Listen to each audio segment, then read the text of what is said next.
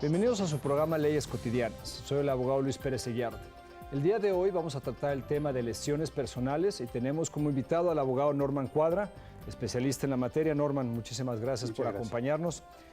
Norman, lesiones personales, son varios las categorías, digamos, o el tipo de accidente, de situación, digamos, que podría traer aparejadas estas lesiones personales. ¿Cuáles son, en grosso modo, estos posibles supuestos que pueden traer estas consecuencias? Pues usualmente hay dos tipos de casos. Lo que tenemos negligencia y al otro lado acciones intencionales que pueden pasar. Los tipos de casos que pasan por negligencia son automovilísticos, accidentes que pasan todos los días, accidentes que pasan en una tienda, que alguien se cae, o pueden haber asuntos de productos defectuosos. Y esos son tipos de negligencia que uno puede tener. La negligencia médica. La negligencia médica es una grande también. Okay. Si un doctor hace una operación y sale de las normas regulares en su tratamiento, sí, eso puede causar negligencia médica. ¿Y los intencionales? Los intencionales son casos diferentes. Por ejemplo, si hay una pelea entre dos personas y una persona lo culpan de agresión. A veces, battery assault. Battery assault, en inglés se dice battery assault. Sí, si hay una pelea, alguien le pega a otra persona, una agresión de esa manera. Otras cosas que pueden pasar también, daño a la reputación de una persona. Si intencional alguien dice algo malo contra una persona y algo le pasa a la reputación de esa persona, eso puede ser una y creo que eso está de moda ahorita con Facebook y todo esto, ¿cierto? Y ojalá podamos, mentiras que pueden salir de una persona. Digamos, tiempo de tratar eso. Ok, ahora, los accidentes, estabas hablando de accidentes de auto, pero también hay otros tipos de accidentes que pueden traer estas consecuencias, ¿cierto? Sí. ¿Qué otros tipos de accidentes?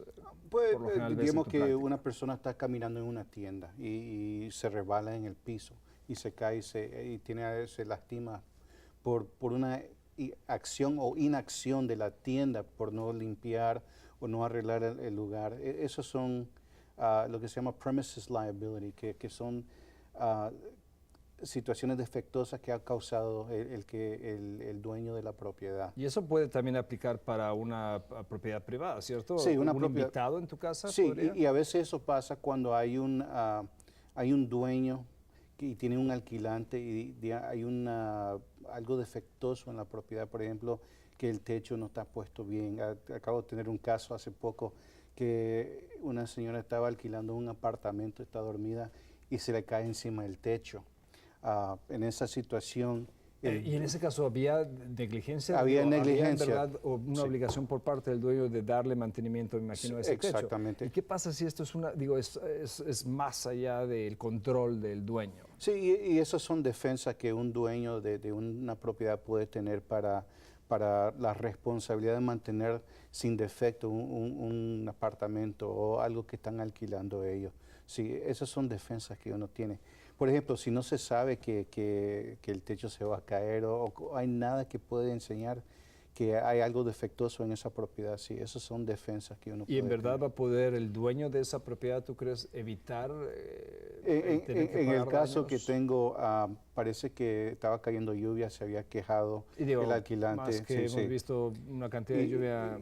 Sí, lo que enorme, hemos tenido en Georgia hace poco, sí. Eso debilita cualquier estructura, sí, ¿no? Sí, y esa notificación, que el dueño ha sido notificado que hay un problema en la propiedad y por eso tiene que tomar medios para investigar, para arreglar y asegurarse que no hay problema defectuoso en la propiedad. Accidentes en el trabajo.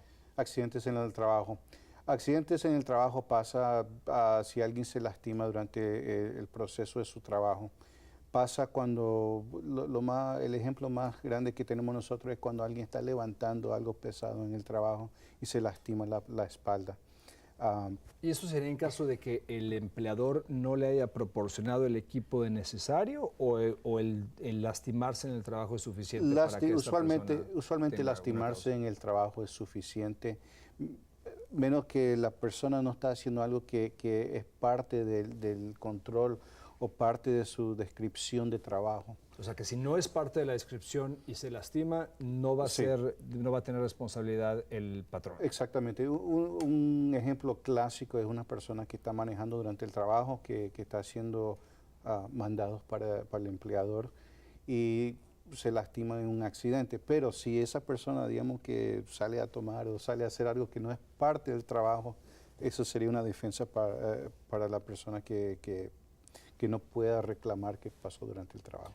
Ahora, estos casos, digo, obviamente se presenta una demanda ante la corte y va a ser el juez quien va a decidir.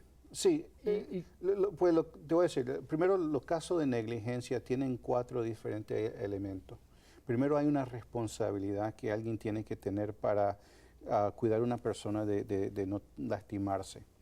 Después de eso, tiene que haber una falta de esa responsabilidad. Por ejemplo, yo tengo que cuidarme mientras estoy manejando. Tengo la responsabilidad de mantenerme en mi carril, tengo la responsabilidad de seguir la ley.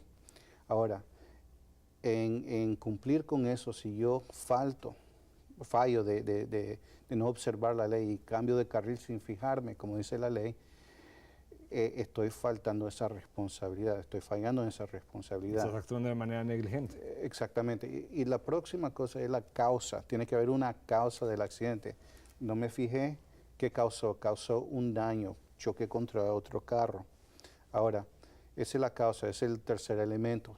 El cuarto elemento es daños. Tengo que causar un daño en el caso. Ya sea a la persona o a sus A la persona, propiedades. sí, o a la propiedad. ¿Y hay un mínimo, digamos, de daño que...? No, puede ser un daño pequeño. Por ejemplo, en los daños intencionales que estábamos hablando, hay una demanda en la ley que se llama trespass, que quiere decir que uno se subió a la propiedad de otra persona sin el permiso. Nada más poner un pie en esa propiedad es suficiente. No tiene que haber un daño. Los Ahora, daños digamos pueden una ser propiedad nominales. privada, el driveway, digamos, el subir a la cochera, ¿eso ya es estar en propiedad privada o tiene que traspasar la puerta o No, traspasar? tiene que traspasar la propiedad de una persona. El driveway es suficiente. Es suficiente. Sí, menos que uno se traspase.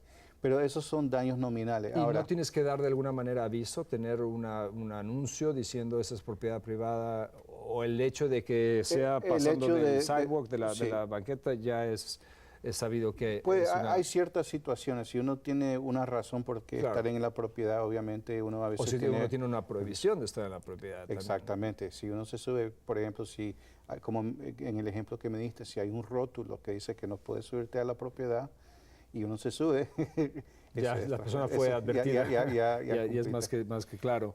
Ok, y entonces se establece la negligencia y cómo se calculan los daños, Pues, qué tipo de pagos puede haber. La pregunta que me hiciste, ¿cómo se empieza el caso y Sí. cómo llegamos a ese punto de calcular los daños? Para empezar un caso, obviamente, uno tiene que tener daños. Y esa es una gran cosa en los casos de lesiones personales, porque hay mucha gente que sí han chocado, han tenido problemas, han fallado de trabajo digamos, por una negligencia de una persona, un conductor, pero no tienen daño, no tienen alguna lesión personal. Tiene que haber un daño primero que en puedan un caso demostrarlo. y tienen que demostrar ese daño. Las calculaciones son lo siguiente. Uno mira gastos médicos, uno mira falta de trabajo y también puede tener dolor y sufrimiento. Por ejemplo, si alguien tiene un problema, se ha lesionado el pie o la pierna o el brazo, y eso no se va a sanar, tiene una incapacidad por el resto de su vida. ¿Cuánto puede calcular uno? Cuesta eso diario andar con el ¿Cómo dolor. se puede hacer esas determinaciones? Usualmente ¿Cómo se puede calcular ese sufrimiento? Usualmente las calculaciones se hacen en la siguiente manera. ¿Qué piensa la gente? Uno se lleva eso enfrente de un jurado, se lleva enfrente de un juez. Por lo general, Por lo ¿son general. casos con juez o con jurado? Nosotros usualmente hacemos casos con jurado. Porque es más simpatética, es más fácil. No por ser más fácil, es porque deciden a favor de la usualmente es mejor tener el pensamiento de la persona común que sabe cuánto toca para trabajar y el dolor que uno tiene todos los días.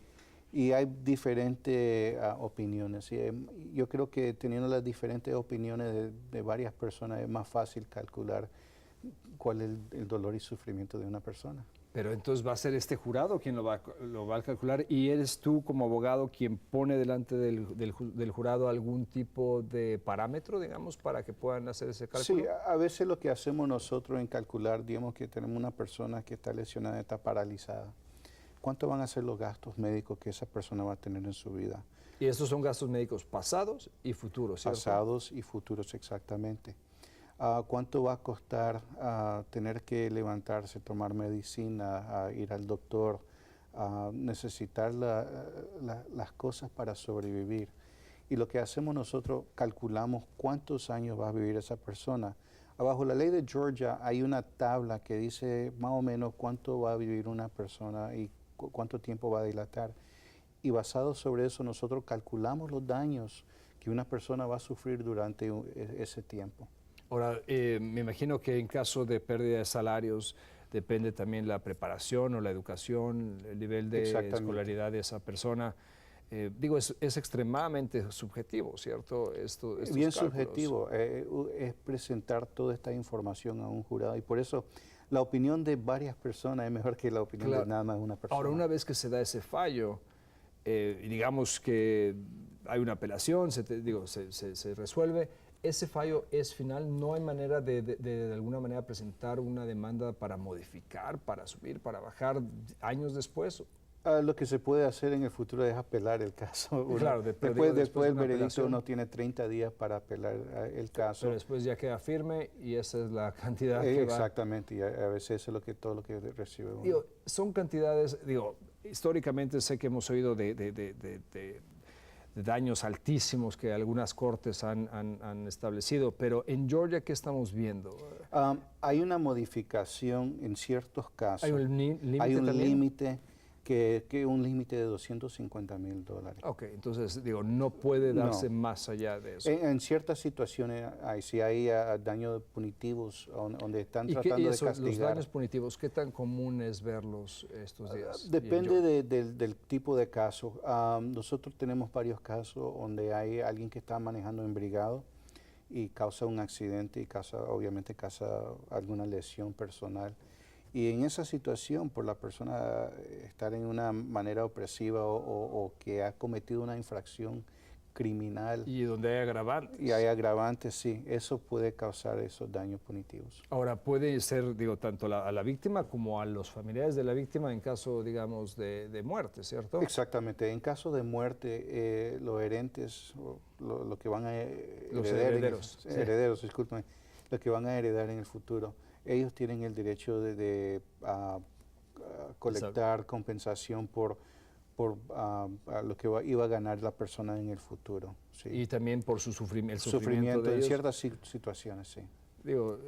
Ahora, hablando de daños punitivos, en Georgia, ¿lo ves tú en tus casos? ¿Qué tan fácil es en verdad poder establecerlo? Si hubo estas agravantes en te voy a decir una cosa. En casos que hemos tenido nosotros, usualmente la manera que hacen el juicio en esto es primero uno va con el caso. Y si uno gana el caso, después vamos al segundo segmento que es comprobar los agravantes para sacar estos daños punitivos. Pero cuando dices ganar el caso, ¿cuál es esa primera etapa? ¿Establecer nada más la negligencia? Establecer la negligencia y qué pasó y después pero un no veredicto. Darle un monto. A veces, Okay. a veces. Encuentran que sí tuvo responsabilidad la persona en causar un accidente. Después nosotros tenemos la otra etapa de tener que presentar el próximo caso con los agravantes. Pasa, no siempre, pero si hay algunos agravantes, como la situación que te estoy diciendo, por ejemplo, un caso que tenemos nosotros ahorita, que tenemos una persona que estaba manejando embriagada, chocó contra una familia de 4, dejó 2 niños en el carro, se huyó del accidente y estaba embriagado. Esos son agravantes que pueden comprobar esos daños punitivos. Y esos son los agravantes que la Corte mira para ver si hay suficientes pruebas para castigar a la persona para no hacer este acto otra vez. Porque por lo general estos daños lo que buscan es compensar a la víctima, mientras que los punitivos buscan castigar más al defendido. bueno, al agresor o es... Al agresor o la persona que ha cometido la negligencia. Ahora, esta compensación es restituir a la persona a como estaba antes de sufrir el daño, ¿cierto? Que digo, o por lo menos eso es lo que la ley busca de alguna manera. Digo, creo que casi siempre va a ser imposible. Quiere compensar a una persona para que estén al mismo nivel, pero también, como me acabas de decir, para el futuro también. ¿Cómo va a afectar el futuro de esta persona? Y tenemos que compensarlo a ellos de una manera que no sufran tanto, que por lo menos estén a un nivel que se puedan cuidar. Bueno, vamos a continuar con este tema ahorita en cuanto regresemos. Vamos a una pausa, amigos, y regresamos con su programa Leyes Cotidianas. Con inmensa alegría recordamos la época de nuestro embarazo, el nacimiento de nuestros hijos, nuestra preocupación para que se alimentaran, estudiaran y crecieran física y emocionalmente saludables. Permítanos guiarle a través de un embarazo seguro y feliz. Aprenda sobre salud, nutrición e información educativa. Padres e Hijos Atlanta, la única revista para padres en Atlanta, una publicación gratuita del mundo hispánico. Estamos de regreso en su programa Leyes Cotidianas. Continuamos con el abogado Norman Cuadra platicando de lesiones personales. Norman, estábamos hablando de accidentes automovilísticos, que me dices es lo más común en tu práctica. Sí. Cuéntanos un poco de aseguranza, qué tipo de daños son los que se cubren. Pues lo más importante yo creo que alguien tiene que saber sobre un accidente automovilístico es que uno tiene 2 años para meter una demanda. Hay mucha gente que quiere empezar su caso y por alguna lesión personal y hablan con la aseguranza, le dan los gastos médicos y se espera más de 2 años para resolver su caso. Y esto es a partir del accidente. A partir del accidente. Y lo que pasa es que cuando llegan a mi oficina y me dicen, señor licenciado, el accidente pasó 2 años y 1 día, no lo puedo ayudar. Too bad, como dicen. Sí, porque hay un límite de acciones y son 2 años a partir de la fecha del accidente. ¿Pero eso sería para la mayoría de los accidentes o únicamente accidentes automovilísticos? Accidentes automovilísticos por lesiones personales. La razón que uso acciones de accidentes movilísticos son porque también hay otras cosas que tenemos que buscar en la demanda y esos son por daño de propiedad. Por ejemplo, me van a arreglar el carro. Tiene unos 4 años a partir del accidente para meter la demanda. Si uno espera más de los 4 años, ya no puede demandar. Entonces, si viene un cliente y te ve a los 2 años y 1 día, tal vez no puede recuperar por sus lesiones personales, pero sí por sus daños, por los daños a su propiedad. Exactamente, por los daños de propiedad. Pero a veces hay ciertas excepciones, pero usualmente si tiene uno una lesión personal son 2 años, daño de propiedad son 4 años para meter la demanda. Y eso usualmente es lo más importante. ¿Y ahora quién va a pagar esos daños? ¿El seguro? Usualmente cuando uno empieza un caso, es el seguro que uno está buscando. Tengo un cliente que viene, me dice, señor licenciado, tengo un accidente, me acaba de pasar, ¿qué podemos hacer? Primero, cuando uno tiene un accidente, como todos nosotros sabemos, la primera cosa que pide el policía es su licencia y el seguro. Usualmente en el reporte ponen la información del seguro y tenemos situación de donde no hay seguro al otro lado. Por eso, si uno está en un accidente y el otro lado no tiene aseguranza, uno busca cómo me van a recompensar. Hay 2 maneras de hacer eso. Se puede recompensar demandando a la otra persona por el accidente o por lo que se llama uninsured motorist. Y es hay una obligación, ¿cierto? Hay una obligación, exactamente. De tener seguro. Pero si la otra persona no tiene aseguranza, uno tiene que buscar abajo una aseguranza especial que todo el mundo debe de tener, pero no todo el mundo lo tiene. Y a veces hay gente que lo tiene que no es suficiente. Y es el uninsured motorist, que es aseguranza para cubrir no solamente la negligencia de la otra persona, pero la falta de esa persona de tener aseguranza para cubrirle los daños. En esa situación, uno compra aseguranza, lo que se llama el UM o el uninsured motorist, que lo cubre a uno de daños de otra persona si esa persona no tiene aseguranza. Ahora, los problemas con eso... Bajo tu propio seguro. Bajo mi propio seguro. Y esa es una obligación, un contrato que uno hace con su propia aseguranza. ¿Tiene algún límite? Usualmente no, yo he visto límites, pero hay, O sea, hay cuando mínimos. uno contrata su seguro y tiene Sí, esta cláusula de uninsured Sí. motorist, no hay límite en cuanto a los daños que puedan. No, pero depende del límite que uno contrate. Y obviamente depende de lo que quiera tener uno. Pero lo básico son 25,000.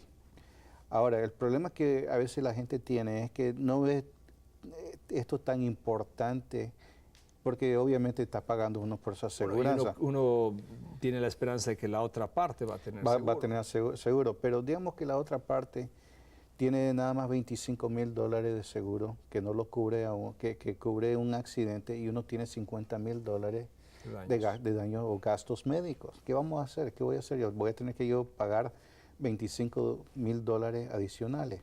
Eso es lo que cubre el uninsured motorist, porque el uninsured motorist no solamente es si no tienes seguro la otra persona, es que si no tienes suficiente seguro también. Pero el problema es que a veces hay dos tipos de aseguranza uninsured motorist. Lo que se llama add-on, que da un beneficio sobre lo que tiene uno, y reduced. Por ejemplo, si la otra persona no tiene suficiente aseguranza, digamos que los daños son 25,000 que uno tiene y la otra persona tiene 25,000 de aseguranza, eso cubre los daños médicos. En el ejemplo que te di de los 50,000 y uno tiene 25, a veces no es suficiente para cubrir eso. Uno tiene que tener add-on para que le pueda recompensar no solamente lo que tiene uno de seguro, que esta persona tenía 25,000, pero para adicionalmente los 25,000 que uno tiene, así cubre los 50,000. Ahora, claro que todas estas cláusulas adicionales suben el precio de la póliza. Pero no suben el precio tanto que uno no... Es mejor protegerse uno y tener lo más que pueda de uninsured motorists para cubrirle situaciones donde no cubre la aseguranza de otra persona. ¿Qué es lo mínimo que tú le recomiendas a tus clientes en cuanto a seguro automovilístico? Usualmente lo que se llama 300-100, que quiere decir son $300,000 por un accidente entero con $100,000 por cada persona. Y usualmente eso cubre suficientes gastos médicos, compensación por falta de trabajar y obviamente el dolor y sufrimiento que tiene una persona. ¿Y esto incluiría este uninsured motorist? El uninsured motorist sí incluye. ¿Cuál Porque sería uno el debe límite? tener eso. El límite en esa situación. ¿Los 100? Sí, serían 100,000 por una persona. ¿O 300,000 Y por 300,000, incidente? sí. Pero tiene que tener uno lo que se llama el add-on para que tenga ese beneficio sobre lo que tenga la otra persona. Ahora, decías que también puede uno irse directamente demandar a la otra persona. Sí, en esa situación. Y no vemos muchos casos así donde uno va contra la otra persona. ¿Por qué no? ¿Por qué no? Porque es difícil. La parte de las demandas son que obviamente uno puede ganar una demanda. Uno puede tener la culpa. Después cobrar es lo difícil. Después ¿cierto? cobrar es lo difícil. Sí. Uno tiene que cobrar, tiene que buscar cuentas de banco. Si esa persona tiene alguna buena raíz que uno tenga que vender para ganar. Es difícil colectar un caso. Es difícil colectar. Para cualquier tipo de accidente. Para cualquier accidente Porque o me cualquier imagino que hay demanda. accidentes en los cuales no hay seguro, digo, accidentes no automovilísticos, en propiedad, digamos.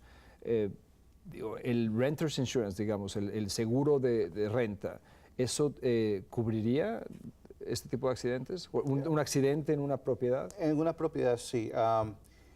¿El homeowner's insurance también? Cuando uno está alquilando una casa o un apartamento, es verdad, uno tiene que tener renter's insurance. Que no muchos lo hacen, Que no ¿cierto? muchos lo hacen. Para pérdidas, por ejemplo, si alguien le roba las propiedades que tiene uno en su casa. Homeowners Insurance también ayuda en ciertas situaciones. Por ejemplo, tenemos un caso ahorita que se le soltó el perro a la persona que tenía un pit bull y mordió a un niño, le quitó un buen pedazo de la pierna del niño. ¿Cómo van a cubrir eso? Pues el Homeowners Insurance cubre eso. ¿Lo cubre? Sí, cubre ese tipo de negligencia Ahora, que pasan en la incluso de propiedad. un animal como un pitbull que ya es sabido. Pues a veces, ¿cierto? a veces Creo hay que ya hay excepciones. Sí, a veces hay excepciones que uno tiene que leer y estudiar en la póliza, pero... Hay que saber qué tipo de perro está Y hablando permitido. de seguro, sí, cuando uno saca seguro en su carro, en su casa y en su vida profesional también, tiene que leer la póliza que Claro, uno saque. y saber primero. exactamente hasta dónde está uno protegido. Exactamente. Y sobre todo cuando uno se está involucrando en ciertas actividades que pueden ser peligrosas o... Sí, hay gente que, una persona que tiene en su casa que tiene que cuidarse, tiene que cuidar, si quiere proteger a su casa y su familia también. Ahora, accidentes en una cuestión más bien deportiva, digamos, una persona que contrata algún tipo de servicio o alguna persona que en verdad se involucra con una actividad muy peligrosa, ¿está de alguna manera asegurada a través de la contratación de un servicio? Usualmente no. Y la razón es porque uno está asumiendo el peligro de esa actividad. Al asumirlo. Asumirlo, sí, por ejemplo, a mí me gusta jugar fútbol. Y si yo salgo a jugar fútbol y me quiebro el tobillo por jugar, es porque soy tan viejo que soy. Pero tú estás asumiendo. Pero también uno dices, está asumiendo el peligro de hacer esa actividad y usualmente no se puede demandar. Ok, excelente.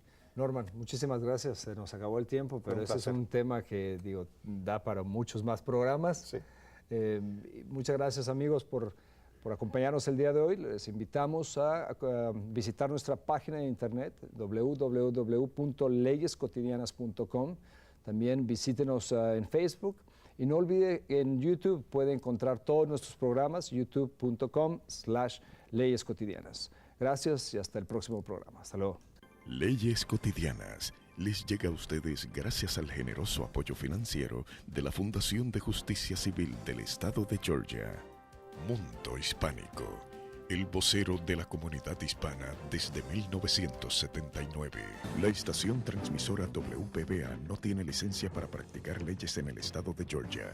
WPBA y los patrocinadores de este programa no son responsables por las opiniones expresadas ni la información proporcionada por los abogados en este programa. Este programa se ofrece como un servicio público. El objetivo de este programa es de informar y educar y no de proveer consejo legal. Si usted necesita consejo legal, favor de consultar a un abogado.